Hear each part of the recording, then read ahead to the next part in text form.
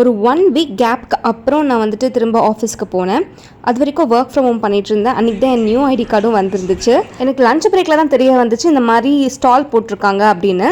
சரி ஓகே, எனக்கு வந்து 7 ஹவர்ஸ் கண்டிப்பாக ஆஃபீஸில் நம்ம லாகின் பண்ணி தான் ஆகணும். ஈவன் தோ ஒரே கேம்பஸ்க்குள்ளே அந்த ஸ்டால் போட்டிருந்தாலும் நமக்கு வந்துட்டு வெளியே போயிட்டு வரும்போது கண்டிப்பாக ஹவர்ஸ் மைனஸ் ஆகும். எனக்கு ஹார்ட்லி ஒரு 30 மினிட்ஸ் தான் கிடச்சிருந்தது. பிகாஸ் கேபுக்கும் போய் ஆகணும். அங்கே பார்க்கும்போது நிறைய க்யூட் ஸ்டஃப்ஸ் இருந்தது. டைம் இல்லாதனால நிறைய பர்ச்சேஸ் பண்ண முடியல. அதனால ஒரே ஒரு திங் மட்டும் வாங்கினேன். எது எடுத்தாலும் 200 rupees அப்படின்னு பெஸ்ட் செல்லர் புக்ஸ் எல்லாமே வச்சுருந்தாங்க. இங்கே ஒரு புக் பர்ச்சேஸ் பண்ணியிருக்கேன். அது என்ன புக் அப்படின்னு கடைசியில் சொல்கிறேன்.